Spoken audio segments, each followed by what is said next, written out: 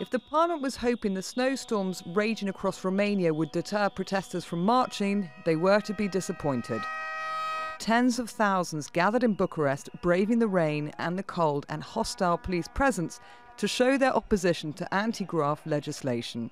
The protests were organised after the ruling Social Democrats, or PSD, passed a law last month which could make it harder to prosecute crime and high-level corruption. It's been a controversial issue in Romania since the government was sworn in a year ago.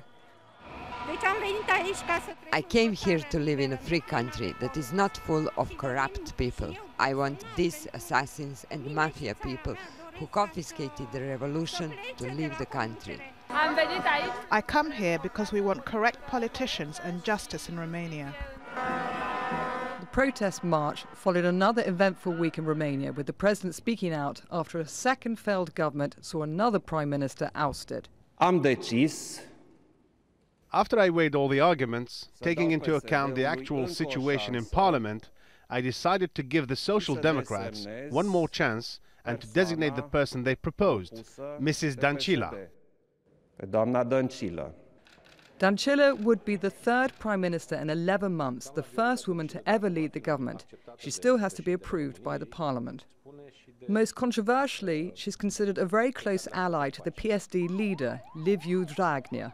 He was convicted for ballot rigging and faces charges of abuse of office. His 2-year prison sentence was suspended. If the current anti-graft legislation is passed, the case against him would be dropped. Dăncilă was brought in after her predecessor stepped down on Monday after falling out with the party head. Deeply embarrassing because the Japanese Prime Minister was on a state visit to Romania at the time. His meeting with his counterpart was quickly scrapped, and a day with the president was fast-forwarded instead. Meanwhile, the European Union has spoken out and urged Romania to do more to prevent and tackle high-level corruption.